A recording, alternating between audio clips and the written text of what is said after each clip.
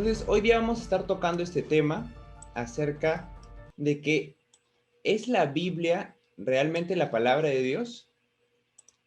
Yo sé que acá muchos me van a decir que sí, directamente, pero va a haber otros que no, me van a decir, bueno, no lo sé, no sé exactamente si es que será o no será, pero vamos a ir hoy día a averiguarlo.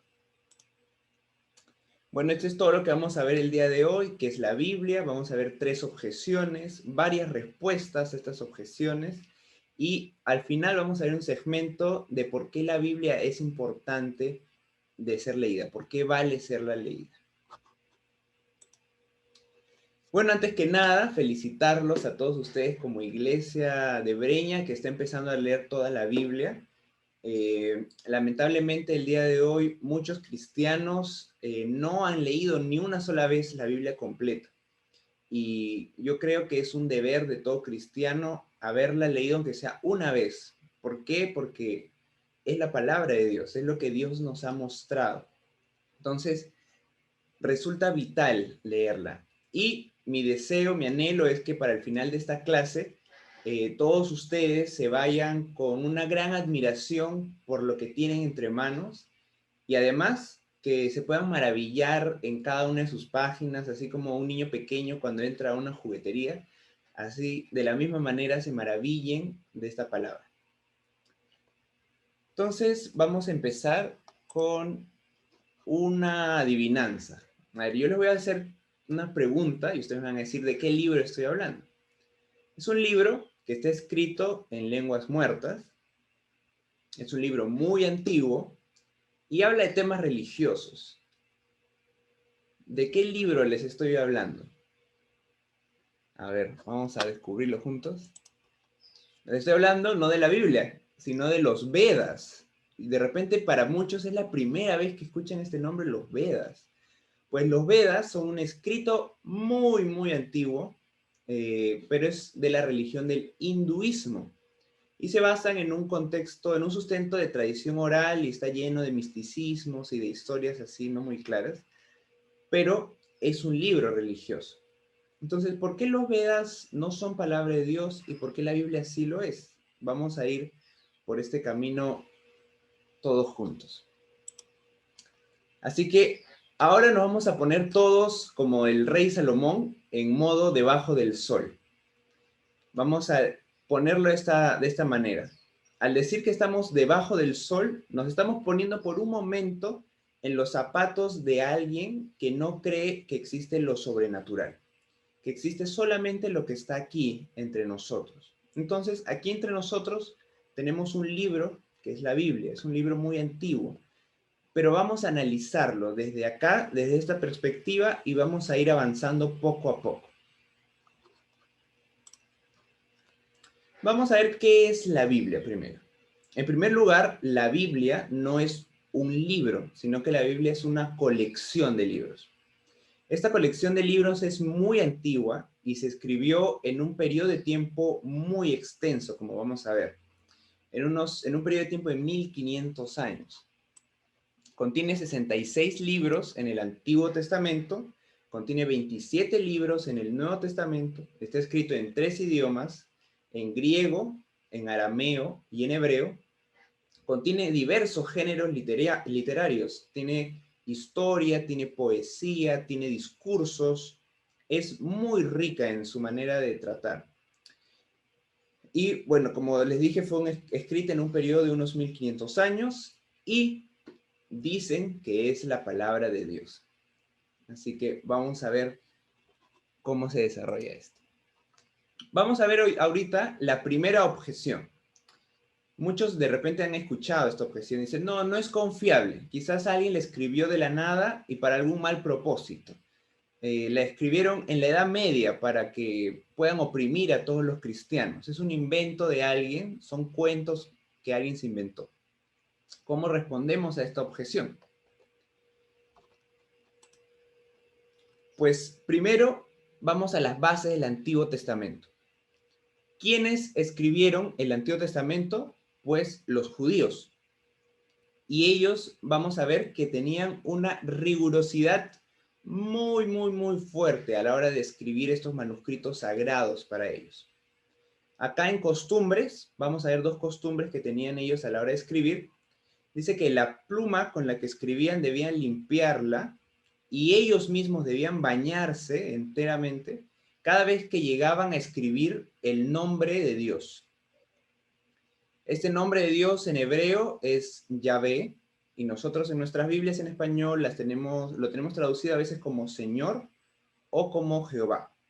Entonces, cada vez que llegaban a esa palabra tenían que bañarse y limpiar su pluma. Estaban bien atentos a lo que escribían.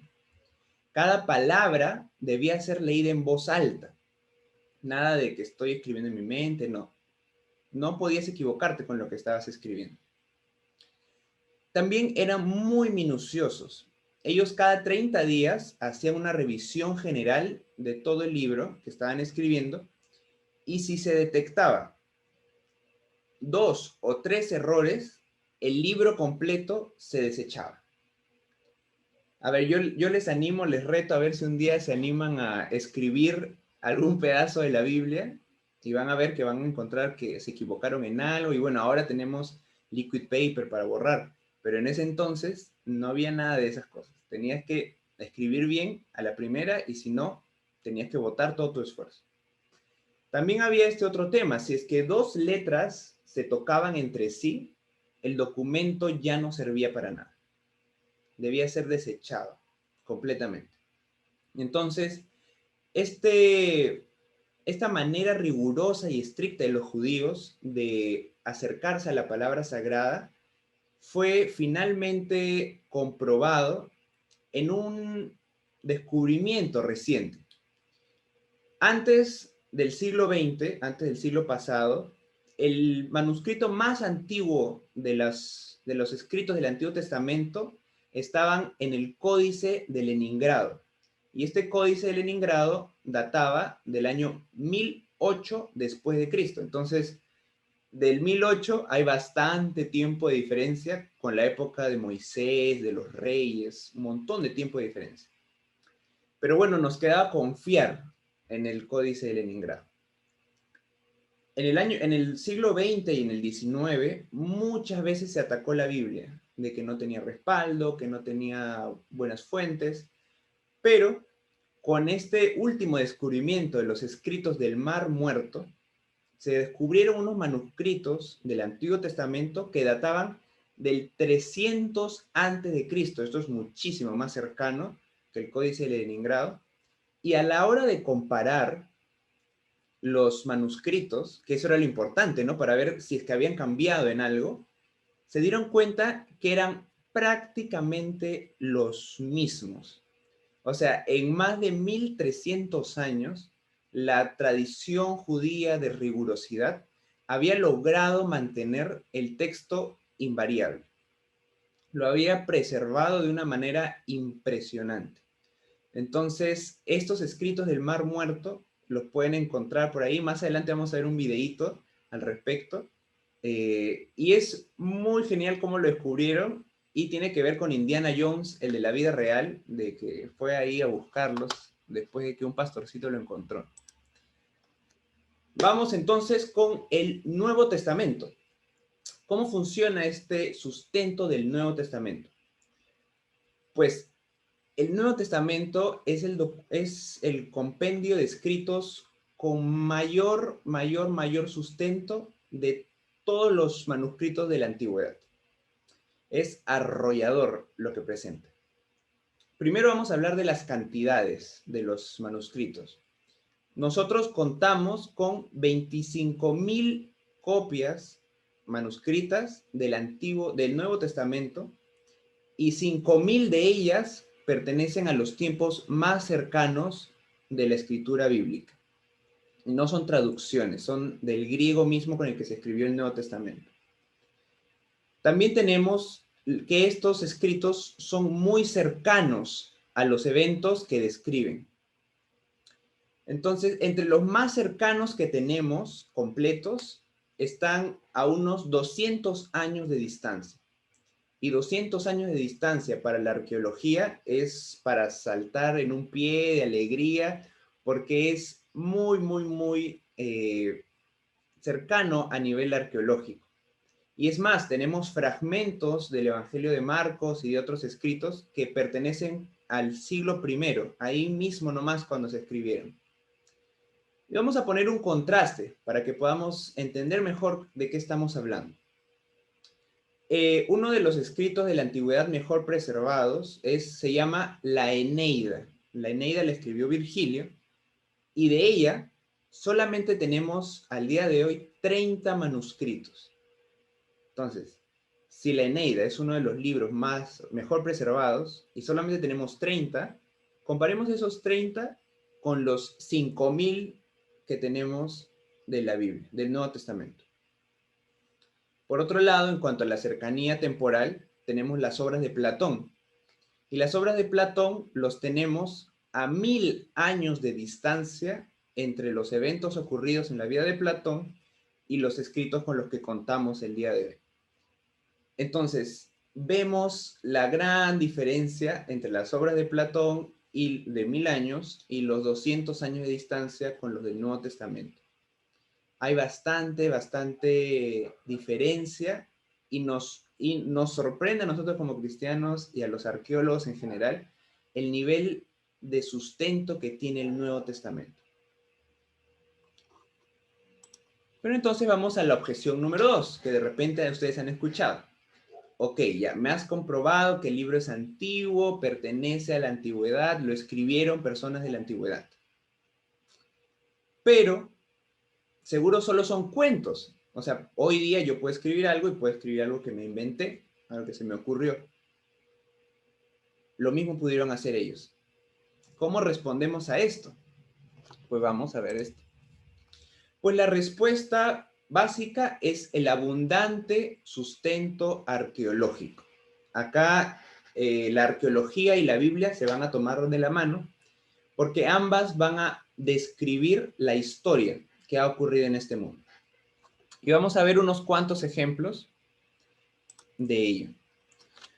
Por ejemplo, cuando empezó la crítica hacia la Biblia, por ahí en los años 1800, una de las objeciones que saltaron fue que la civilización hitita, mencionada en Josué 11:3 y en otros versículos, nunca existió, porque no había evidencia de que haya existido jamás una civilización hitita. Pero el arqueólogo Hugo Wickler halló restos de esta civilización y fue él quien le dio forma a lo que se conoce el día de hoy sobre la civilización hitita, que es una civilización que data de por allá el 1600 antes de Cristo. Luego tenemos esta piedra moabita. Esto no está escrito en hebreo, sino en una lengua moabita.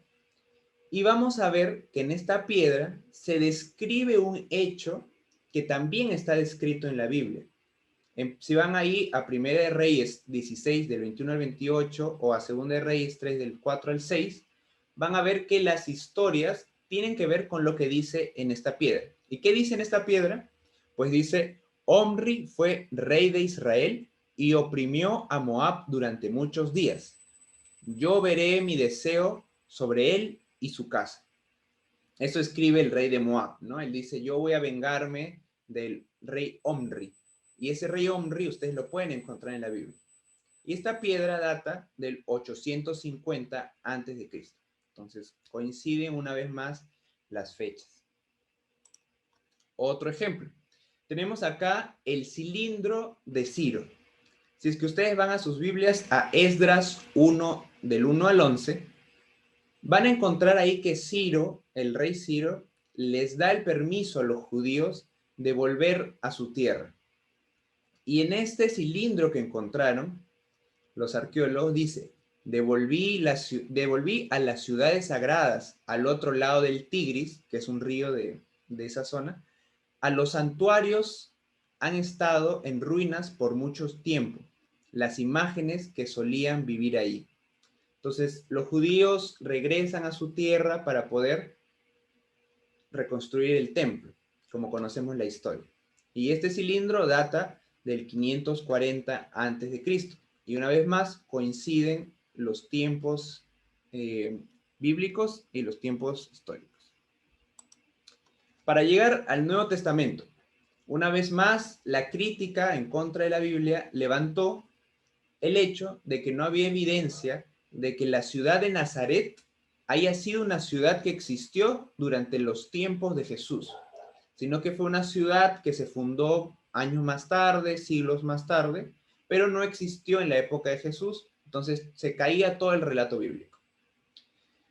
Pero, ¿qué pasó? Esta imagen es del 2000, entre el 2004 y 2010, en los años en los que se descubrió que efectivamente en el siglo primero, en la época que vivió Jesús, sí existió la ciudad de Nazaret. Ahí ven en la imagen un descubrimiento arqueológico de una casa de Nazaret del siglo primero.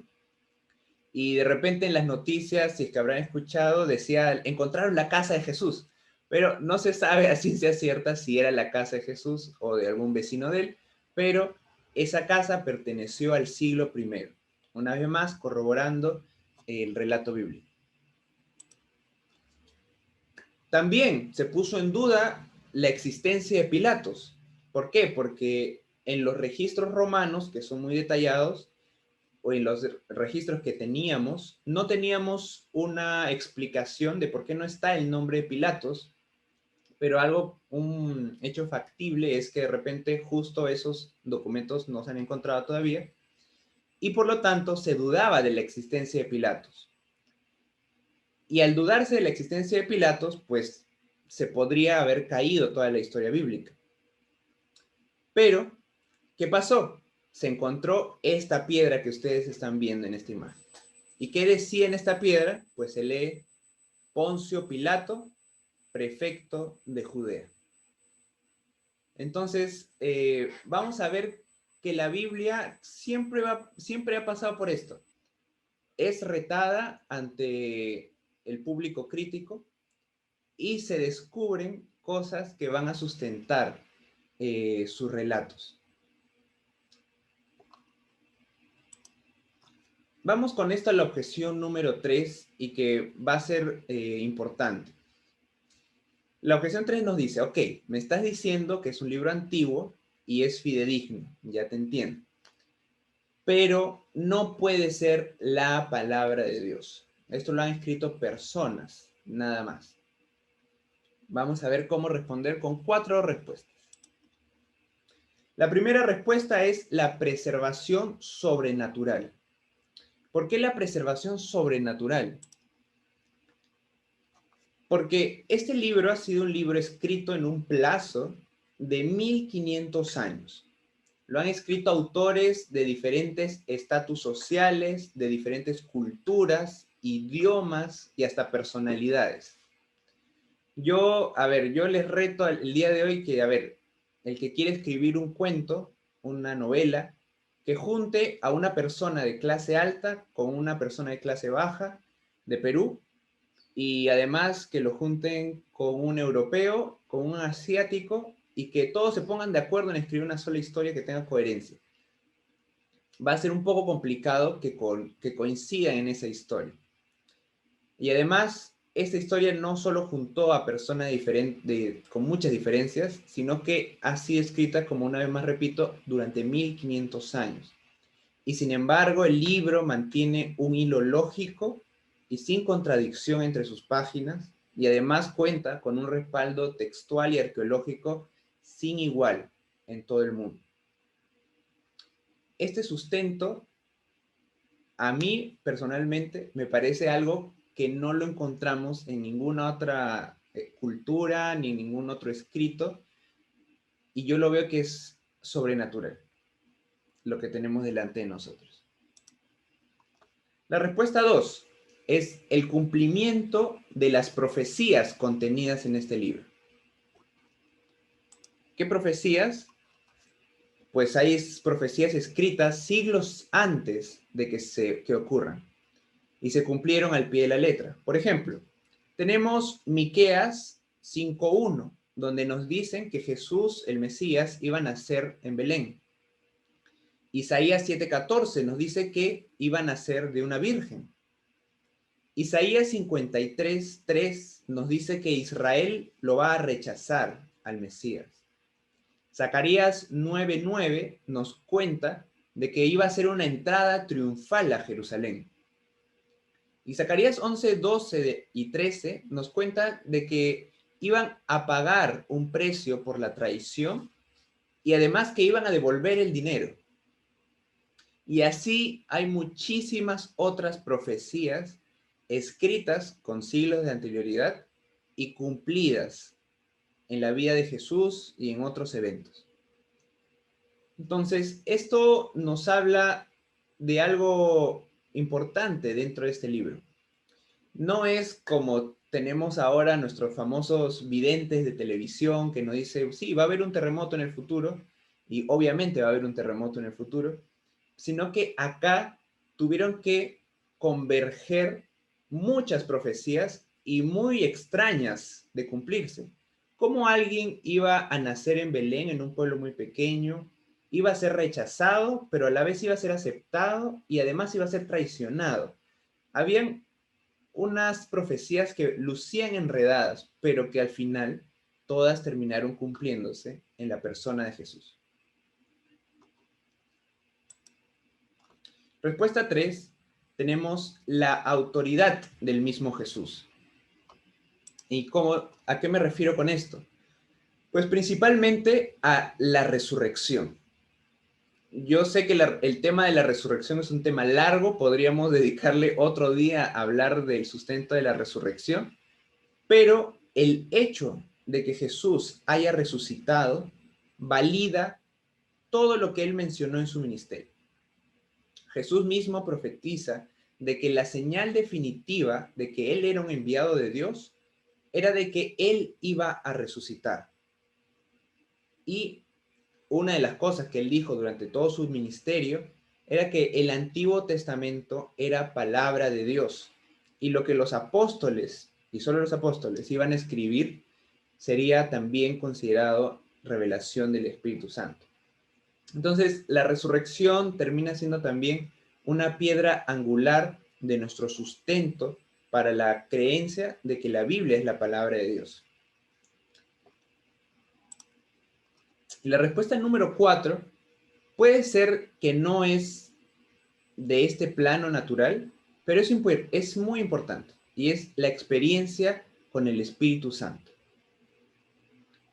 De repente los que no son creyentes me ven como que la experiencia con el Espíritu Santo. Pero es verdad, existe una realidad espiritual que sobrepasa lo natural. Y si es que en verdad Dios, que está fuera de lo natural, escribió este libro, pues uno necesita experimentar directamente de la mano de Dios la naturaleza de Dios para entender este libro. Y eso solamente puede pasar a través del Espíritu Santo. Y acá tenemos un versículo de 1 Corintios 2:14, donde se nos dice, pero el hombre natural no acepta las cosas del Espíritu de Dios porque para él son necedad, son locura, y no las puede entender porque se disciernen espiritualmente. Entonces tenemos esta realidad de la Biblia, este cruce entre nuestra realidad natural y la realidad sobrenatural. Están pegadas en ese libro que conocemos como la Biblia. Y entonces tenemos este libro delante de nosotros. Y entonces, ¿será realmente la palabra de Dios para los que aún siguen dudando? Pues permítanme contarles una historia. Bueno, pero antes de contarles esa historia, vamos a ver cómo este libro ha llegado desde todo esto que les he hablado, del pasado y cómo lo escribieron, hasta nuestros días. Y así es como tenemos esta secuencia de historia. Primero los apóstoles, vamos a hablar acá de Pablo, escriben el Nuevo Testamento, pasan sus cartas por todo el Imperio Romano, Luego llegamos a la Edad Media, donde también se sigue copiando y escribiendo la palabra de Dios, hasta que se crea la imprenta y el proceso se hace más rápido. Y recién en el año 1500 ya tenemos la Biblia al español. Y se conoció como la Biblia del oso. Ahí pueden ver al osito de la tapa, porque en España hubo mucha represión para que la Biblia no se traduzca y contrabandeaban la Biblia. Hubo un momento en que vender Biblias era ilegal, así te podía capturar la policía de la época. Y así que contrabandeaban en la Biblia a manera de este libro de botánica, pero se pudo traducir la Biblia. Y esa fue la Biblia traducida por Valera, y después ya se va a actualizar en nuestra Biblia Reina y Valera. Luego la Biblia se hace más común y de mayor acceso, porque acuérdense que mencioné que era muy caro producir una Biblia. Normalmente los cristianos no tenían una Biblia en casa, sino que tenían que ir los domingos para escuchar qué era lo que decía esa Biblia que tenían en la iglesia. Pero ahora la Biblia pasó a manos de la gente. Ahora la gente podía tener la Biblia y en sus idiomas. El día de hoy, pues nosotros tenemos la Biblia traducida a ya más de 3.300 idiomas, completa o parcialmente, pero está siendo traducida y cada vez más idiomas. Hasta el siglo XX, es decir, el siglo pasado, teníamos solamente unas 800 traducciones. Entonces vemos cómo está acelerándose este paso. Y el día de hoy tenemos pues la Biblia al alcance de un celular. Toda la Biblia, o sea, lo que antes a un monje le tomaba escribir un año o más, lo tenemos a una descarga del celular. Lo tenemos en YouTube actuado, podemos entrar en la laptop, en Google, hay 1000 programas para descargarse, para estudiar la Biblia. Lo tenemos hasta en cómics, he visto la Biblia en cómics, ahí tienen una imagen abajo. Lo que nadie se puede imaginar es tener la audiobiblia en los celulares. Ustedes pueden descargar la audiobiblia y básicamente es una voz, un robot que les lee la Biblia a ustedes. Que me imagino que nuestros hermanos cristianos de la antigüedad estarían saltando en un pie de tener un aparato que les lea la Biblia en todo el día. Eso lo tenemos nosotros al alcance de nuestra mano. Somos una generación muy privilegiada. Y es acá donde nace la pregunta, ¿no? Pero ¿por qué es tan fácil conocer la verdad de la vida? Siempre hemos visto en las películas que para conocer la verdad yo tengo que subir a la punta del Tíbet y encontrarme con un monje y que me diga la verdad. Tengo que esforzarme demasiado. No puede ser tan fácil. Y acá es donde les quería contar la historia que les había mencionado. Y es la historia de Naamán. Naamán era un líder de un ejército extranjero y le salió una enfermedad, que era la lepra. Una enfermedad que no tenía cura en esa época. Y una de las sirvientas de su esposa le comenta y le dice, en Israel, allá en las tierras de Israel, hay un profeta que te puede curar. Y el general va pues allá con regalos, con oro, con un montón de cosas, esperando que el profeta salga y le haga un show, le tire así como chamán peruano encima de él, que ore, que grite y que sea sanado. Pero ¿qué le dice el profeta Eliseo? El profeta Eliseo le dice simplemente, ve al río Jordán y sumérgete 7 veces. Y Naamán se frustra terriblemente, porque él era un dignatario importante de su país, y él llega a decir, ¿pero acaso no hay mejores ríos en mi pueblo, más limpios de repente, más bonitos que este río Jordán de acá? Y los siervos de Naamán le dan un consejo que Naamán les iba a agradecer, pero con todo el corazón después. Ellos le dicen, pero mi señor, si es que este profeta te hubiera mandado a hacer alguna grande hazaña, tú hubieras ido a hacerlo. Pero esto que es tan sencillo, hazlo. para que seas limpio. Entonces Naamán recapacita y dice, ok, lo haré. Se sintió un poco humillado Naamán de hacerlo, pero lo hizo. Se sumergió, como le dijo el profeta, 7 veces en el río Jordán, y cuando salió, dice que salió con la piel como de un niño, eh, totalmente curado. Y entonces yo creo que tenemos delante de nosotros algo así. O sea, yo les puedo decir que acá entre mis dos manos está la verdad de todo, la verdad del universo entero. Está aquí, entre mis dos manos. Y ustedes la tienen. Y es así de sencillo. Está ahí. Ustedes la pueden obtener. Y me van a decir, pero es tan fácil. Es fácil. Vayan con un corazón dispuesto y lean la Biblia. Y pregúntenle a Dios. Y si no creen en Dios, intenten decirle que los guíe en esta tarea que es fácil, que es leer. Entonces, les dejo ese reto, leer la Biblia entera. ¿Qué podemos perder? Bueno, quizá pueden perder un poco de tiempo de su vida, pero ¿qué pueden ganar? Muchísimo. Pueden ganar muchísimo. Y aquí está Naamán bañándose en el río, con todo su séquito imperial. Pues hemos escuchado todos los peruanos esta frase que dice que el Perú es un mendigo sentado en un banco de oro. Pues nosotros entonces seremos unos cristianos sentados en una Biblia de oro. Hay que aprovechar nuestro máximo recurso que tenemos. Hay que sacarle el jugo, porque lo tenemos acá, en la mano. Y vamos a ver que Dios también hace esta demanda. Dice, porque 2 males ha hecho mi pueblo. Me dejaron a mí fuente de agua viva y cavaron para sí cisternas rotas que no retienen el agua.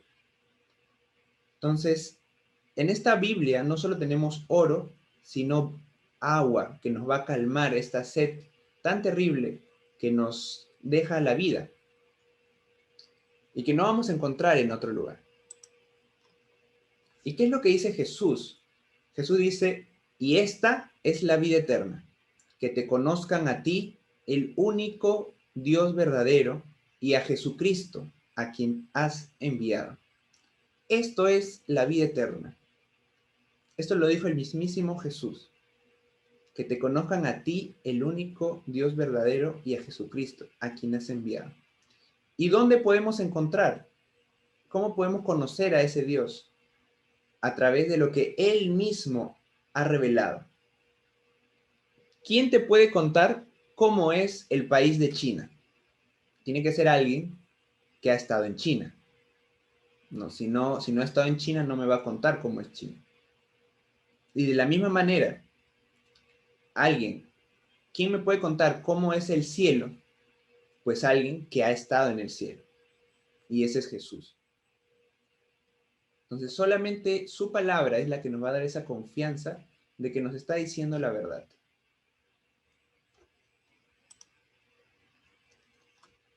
Y Dios no hace esto porque Él es un genio malvado que quiere que nosotros nos aburramos leyendo un libro, sino que Él quiere que nuestros corazones genuinamente lo busquen.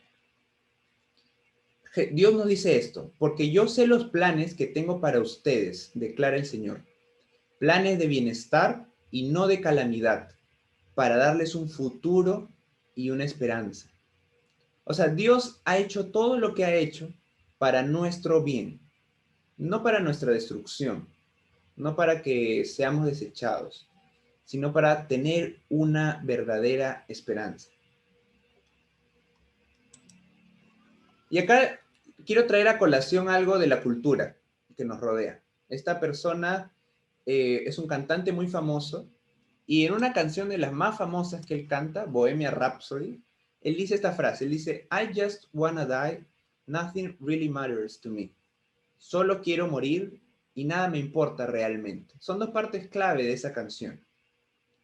Yo creo que quizás muchos se han sentido así en un momento. O sea, como que ya la vida no me llena, la vida no me hace un sentido en especial. Quiero seguir viviendo, quiero sentirme vivo, pero no le encuentro un sentido. Pues Salomón entendió que esto sí es así. Salomón dijo, postrada está mi alma en el polvo, vivifícame conforme a tu palabra. Hermanos, si es que pueden leer el Salmo 119, yo les animo a que lo lean completito, es oro puro el Salmo 119. ¿Y qué dice acá Salomón? Vivifícame conforme a tu palabra. ¿Qué es vivifícame? Yo sé que a veces la Biblia nos habla en difícil o no entendemos fácilmente, pero hay que ir despacio. Vivifícame es dame vida, es hazme sentir vivo. Otra vez. Dice, vivifícame conforme a tu palabra. Y Dios ha dicho, Él ha prometido que si nosotros vamos a Él, Él nos va a recibir. Él no nos va a negar nada. Jesús dice, si es que ustedes, siendo malos, le dan a su hijo un pan, cuando les piden pan y no les dan una serpiente, ¿cuán más bueno es Dios que si ustedes le piden el Espíritu Santo, Él no se los va a dar? Entonces, pidámosle que Él nos vivifique, Él nos llene de vida. No importa la edad que tengamos, seamos jóvenes, adultos, ancianos, todos anhelamos esta vida plena en Dios. Iniciar la vida eterna desde ahora para vivir siempre con Dios. Entonces, busquemos en su palabra esta vida que Él nos ofrece y que nadie más nos ofrece. ¿Y por qué la Biblia da vida? Y ya con esto voy acabando. Porque nos revela la mejor historia de amor y rescate jamás llevada a cabo. La Biblia nos muestra la realidad, no la historia o el cuento, la realidad de que Jesús vino a esta tierra por ti y por mí, para rescatarnos de esta maldad que nos rodea, esta maldad que tenemos dentro de nosotros, que muchas veces nos engaña y nos quiere hacer creer que esa maldad es la que nos va a satisfacer, cuando no es así. Dios es la bondad y solamente de Él proviene la bondad. Entonces, no es que Dios nos diga, esto puedes hacer, esto no puedes hacer, porque es antojadizo, sino porque es para lo que estamos diseñados. Y la Biblia no se trata de qué cosas hacer o de qué cosas no hacer. Eso hay que evitar. La Biblia no es un libro de historias morales, sino que veamos a la Biblia como cada página nos habla de Jesús. Cada cosita nos habla de Jesús. A veces es muy fácil ver una historia, por ejemplo, la de Noé, y decir, sí, es que si te portas mal, Dios te va a mandar un diluvio, y si te portas bien, te va a rescatar. Pero si vemos más atentamente en el diluvio, vemos que Noé halló gracia delante de Dios antes de que sea rescatado. Entonces, veamos en la Biblia a Jesús en cada página. Jesús es el arca que nos rescata por gracia. Jesús está en José, que es humillado y luego exaltado.